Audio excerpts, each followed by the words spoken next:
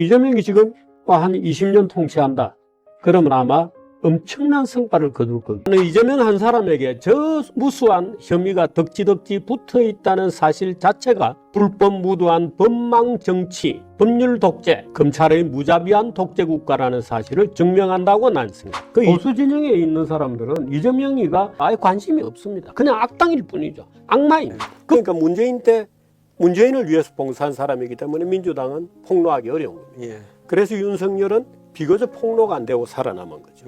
민주당이 따라가 줄 거냐는 게 사실은 우리의 관찰의 포인트입니다. 그게 국힘당은 이번 총선에서 파괴되기를 희망합니다. 구제불능이다. 폐기 처분되는 게 맞다고 저는 보기 때문에 누구라 하더라도 이재명 대통령을 만나서 같이 밥을 먹고 시간을 지내면 굉장히 즐거워질 거라고 생각합니다. 참 오래된 친구를 만난 듯한 그런 느낌. 이 말빨이 무척이나 늘었다 이런 느낌을 저는 받았습니다.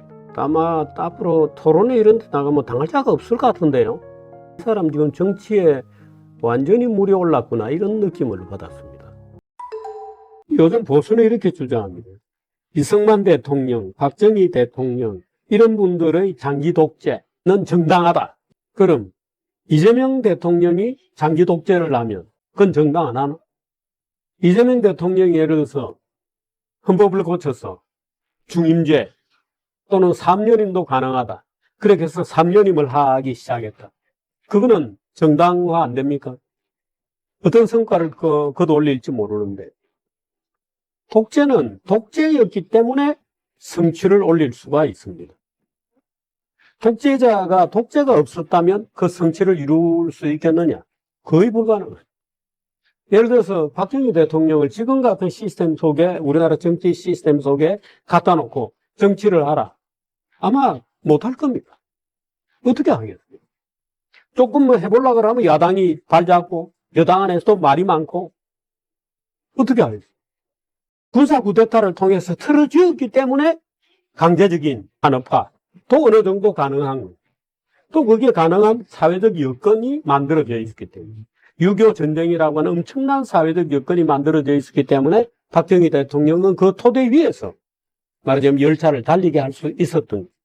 예를 들어서 이재명이 지금 한 20년 통치한다. 그러면 아마 엄청난 성과를 거둘 겁니다. 나는 이재명 한 사람에게 저 무수한 혐의가 덕지덕지 붙어 있다는 사실 자체가 불법 무도한 법망 정치, 법률 독재, 검찰의 무자비한 독재 국가라는 사실을 증명한다고 난 생각합니다. 이재명의 범죄 혐의는 이렇습니다. 공직선거법 허위사실 공표 혐의, 검사 사칭 사건 위증교사죄, 성남FC 3자 뇌물죄, 불법 대북 송금, 대장동 백현동 비리, 불법 카드 사용 등등이 그 부인이 관련된 것까지 합치면 그 10건 정도는 좋게 되는 거예요. 저는 이 사건의 목록들을 쭉 보면서 오히려 이재명은 죄가 없다는 생각을 하게 되었어요. 오히려 그 반대다. 검사들이 누구든지 찍어서 그야말로 고양이가 쥐를 잡아먹듯이 범죄인을 만들어간다 하는 느낌을 갖게 되었어요. 대한민국은 오로지 검찰공화국이고 검찰의 통치를 받고 있다. 대한민국의 법이라는 것이 사람을 보호하고 인권을 지키는 것이 아니라 사람을 잡아놓고 죽이고 배제하고 쭉주라 정권과 권력의 필요에 따라서 선택적으로 벌주는 저놈을 벌주고 이놈을 벌주는 대사용되는 무기다. 오히려 국힘당은 또 그거를 옹호하는 정당이다. 지난 수년간의 우리나라 정치라는 것도 오로지 이재명을 때려잡으려는 광란의 질주가 전부였어. 검찰은 필요에 따라 범죄를 만들고 필요에 따라 사람을 법망으로 엮고 필요에 따라 사람의 인생을 틀고 검찰의 필요에 따라 이성에 있는 저승사자처럼 군림하여 검찰공화국을 만들어내는 것. 이재명 한 사람을 정치적 무능력자로 만들기 위해서 수백 명의 검찰과 수사관을 동원해 수년간 무려 1000회에 이르는 압수수색과 집요한 수사와 기소로 만들어 올린 거대한 하나의 탑인 것이다. 윤석열 검찰이 그동안 이재명에게 자행한 짓을 생각하면 실로 대한민국이라는 국가에 대해서 우리는 억울함을 느끼게 되는 것. 허위사실 유포 볼까요? 저는 정말 이게 고약하다고. 골프 대법관 10명이나 나서가지고 이재명은 안 돼, 이재명은 죽여야 돼 하고 유죄를 주었던 유명한 얼마 전에 그 사건이. 이거는 이렇습니다. 이재명의 기억력을 테스트하고 집요하게 자백을 강요한 김문기를 안다 모른다 문제, 백현동 문제로 협박을 받았다 안 받았다는 문제는 개인의 기억과 개인의 느낌을 시험하는 문제, 너의 기억이 잘못되었다는 점을 자백하라 하는 질문이거든요. 이 질문들은 너의 죄를 네가 알렸다라고 고함지르는 원림재판의 본보기요, 자백을 강요하는 검찰과 법원의 협박에 다름 아니다. 이거는 질문 자체가 정근대적입니다. 이거는 개인의 기억을 묻는 거거든요. 너 김문기 알아 몰라는 거는 골프 사진을 꺼내놓고, 자, 이 골프 사진이 있는데도 너 기억 안 나? 자백해. 이런 거거든요. 자백 강요는 헌법상 무효입니다. 근데 그 짓을 대법원이 하고 있는, 너의 양심을 깔아. 이런 질문은 법원이 할 수 없는, 국가가 할 수 없는 질문입니다. 국가는 드러난 잘못을 처벌하는 거지, 너 양심을 봐, 너 양심을 보면 이거 거짓말이잖아, 이렇게는 아닙니다. 너의 양심의 진실은 무엇인가를 법원은 물으면 안 됩니다. 그게 근대법의 기본 원칙이에요. 나는 우리나라 대법원의 이 어처구니 없는 짓에 대해서, 나는 고등법원에서 이거는 무죄여야 한다고, 자, 그때까지만 해도 이재명에 대해서 잘 몰랐거든. 이재명이 어떻게 당하고 있는지. 제가 늘 보수 진영에서 활동하던 사람이었기 때문에 지금도 마찬가지일 겁니다. 보수 진영에 있는 사람들은 이재명이가 어떤 혐의를 지고 있고 어떻게 지금 문제가 돌아가는지를 절대 들여다보질 않아요. 아예 관심이 없습니다. 그냥 악당일 뿐이죠. 악마입니다. 이재명이 아니라 그 누구도 사법당국으로부터 이런 질문을 받아서는 안 되는 겁니다. 주관적 판단의 문제를 처벌의 잣대로 삼으려고 하는 이런 시도는 검찰도 법원도 해서는 안 됩니다. 이거는 본질적인 인권의 문제입니다. 모른다는 답에 대해서 너는 알았어야 돼 라고 윽박지르는 대법원, 정말 만용이요, 권위주의죠. 정근대적 권위주의. 윤석열 검사 같은 사람을 정치 지도자로 쓰면 안 됩니다. 윤석열 같은 검사는 한 사람을 사소한 어떤 죄로 일단 엮잖아요. 그 다음에 전부를 틀거든요. 그래서 마치 저승사자처럼 윤석열에게 걸리면 틀리는 겁니다. 이재명 대표의 공직선거법 위반에 대해서 배신자 소리를 들어가면서 하는 얘기는 그겁니다. 이재명 대표 1심 판결, 신문은 전부 이렇게 씁니다. 당선 무효형의 판결을 받았다. 그런데 이재명은 낙선자인데, 낙선자에게 무슨 당선 무효형입니까? 예를 들어서 윤석열 대통령도 많은 거짓말을 하고 당선이 됐거든요.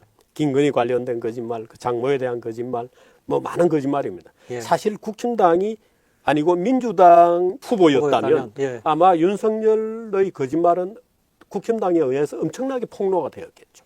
그런데 국힘당의 후보였기 때문에 폭로가 안 된 겁니다. 그런데 민주당은 잘못 폭로하면 자기의 죄가 되거든요. 그러니까 문재인을 위해서 봉사한 사람이기 때문에 민주당은 폭로하기 어려운 겁니다. 그래서 윤석열은 비교적 폭로가 안 되고 살아남은 거죠. 양당이 엄모한 겁니다. 이 윤석열도 많은 거짓말을 해서 당선이 되었는데 정작 윤석열은 전략적으로 다음 대통령 선거까지 이재명만 끌고 가면 이긴다. 그 판단했을 가능성이 있죠. 그러니까 막 팝니다. 막 파가지고 차례차례 걸죠.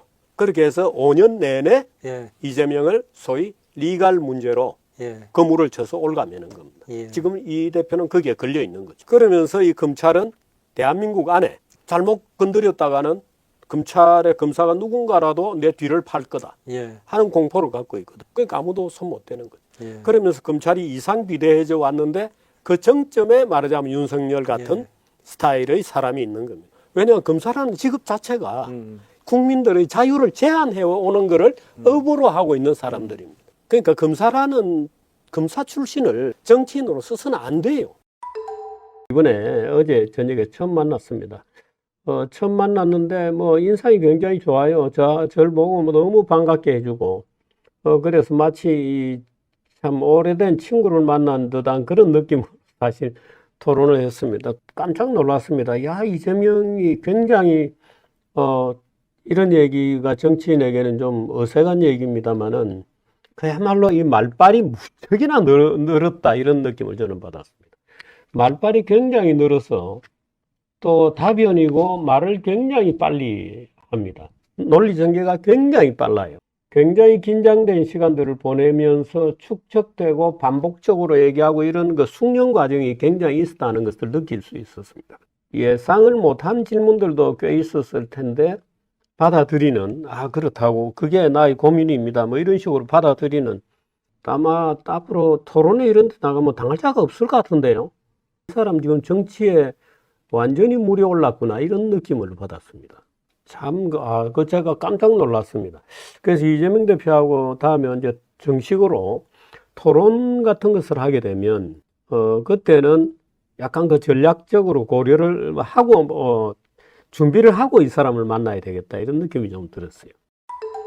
지금 이재명 대통령을 사법이라고 하는 올가미로 씌우려고 시도한 게 전부 22건이에요. 맞습니다. 이게 지금 윤석열이가 터무니없이 프레임을 만든 거구나라고 처음 느낀 사건은 김혜경 여사의 카드 사건입니다. 140회에 이르는 압수수색을 하고 식당을 다 털고 수없는 식당을 다 털어서 엄청난 또 예산을 들여서 겨우 밝혀낸 금액이 10만 4천 원이거든요. 그래서 그걸 보고 도대체 이 나라 검사들이 지금 무엇을 하고 있나 라고 생각하기 시작한 겁니다. 말하자면 관심을 갖고 들여다본 게, 그 다음에 제가 들여다본 것이 사칭 사건입니다. 검사 사칭이라고 불리는 사건인데, 그래서 제가 그 문제를 들여다보니까 참으로 우스꽝스러운 우리나라 법조의 비열함이라고 할까, 법조의 어처구니 없음이 드러나는 겁니다. 검사를 사칭한 사람은 KBS 기자였어요. 맞아요. 대통령께서는 지금 국정의 디테일, 대통령이 느끼기에 그동안의 역대 대통령, 특히 민주화 이후에 대통령들이 놓쳐왔던 것, MB 대통령 이후에 특히 박근혜, 윤석열 이렇게 연결되면서 대통령들이 놓쳐왔던 것들을 아마도 다시 발굴하고 잠든 관료들을 깨우고 하는데 상당한 그 에너지를 지금 쏟고 있을 텐데, 그래서 무엇보다도 성장 동력을 다시 회복하는 게 중요한 거고, 지금도 자기가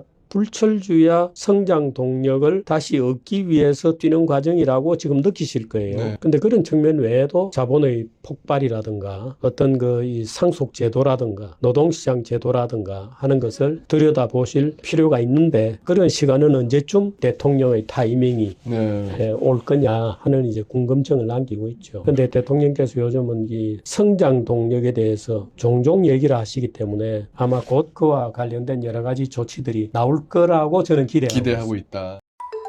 지금 참 제가 평생 시장경제 체제를 위해서 목이 쉴 정도로 늘 뛰어다니고 했는데, 그 가치를 내포하고 있어야 돼요. 그 가치를 자기의 정책으로 또는 자기의 주장으로 하고 있어야 되는 게 국힘당이거든요. 근데 국힘당이 지금 하고 있는 모양을 보면 도저히 동의할 수 없는, 이거는 뭐 어디에서 이런 정당이 나왔는지 이해불능의 어떤 괴물이 만들어진 겁니다. 좀비가 지금 앉아있는 겁니다. 근데 제가 절망하는 것은 이런 거예요. 과거에는 민주당이 운동권의 민주당이었거든요. 그것이 거의 이제 탈색이 되고 시민에 의한 민주당으로 바뀌었습니다. 근데 지금 12.3 개혁으로부터 저 난리가 나 있는데, 초선 국회의원조차 입 쳐닫고 가만히 침묵으로, 오로지 침묵으로 일관하고 있는 거예요. 저 국힘당이라는 정당. 이재명 대표가 상대원 연설에서 보듯이 극도로 이재명 대표 본인이 참혹했다고 표현을 했는데, 참혹한 생활 속에서도 균형을 잃지 않고 또 실용주의적, 말하자면 증오와 적대감, 사회에 대한 어떤 분노라든가 적대감에 사로잡히지 않고 소위 지도자적 중용을 취할 수 있는 놀라운 탄력성을 갖고 있다는 점에 우리가 주목하는 거예요. 찢어지게 가난한 생활을 해서 뭐 기어 올라왔다, 뭐 이게 중요한 게 아니고, 그런 참혹한 생활 속에서도 절제력을 발휘해주고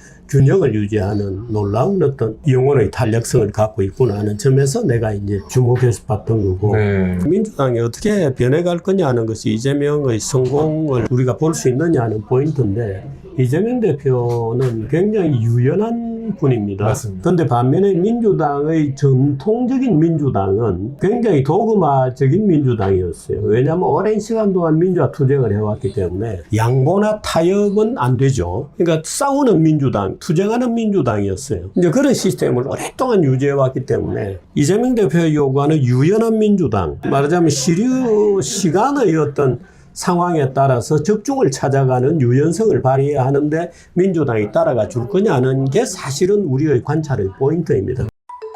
저는 선거 결과를 두고 어떤 전망을 하거나 예단하지는 않겠습니다만, 이번 선거 결과는 국민들이 다 생각하는 그대로 되겠죠. 문제는 이제 국힘당의 파멸이다 또는 소멸이다 이렇게 볼 수 있는데, 국힘당이 이번 기회를 자기 파괴적 혁신의 계기로 삼기를 진심으로 바랍니다. 국힘당은 이번 총선에서 파괴되기를 희망합니다. 국민의힘은 지금 고쳐 쓸 수 없는 정도의 예. 괴멸적인, 예를 들어서 당 지도부에 한두 사람이 문제다 그러면은 바꾸면 되는데. 그 당원들이 그렇다 이러면 이거는 구제불능이다. 왜냐하면 예. 그 대부분의 당원들이 음모론의 주된 전파자고 음모론의 숙주가 되어 있고 네. 공부는 안 하고, 그렇게 해서 저런 정당은 폐기 처분되는 게 맞다고 저는 보기 때문에 이재명 대통령은 같이 밥 먹는 사람을 마음을 편하고 즐겁게 해주는 예. 놀라운 성품이 있습니다.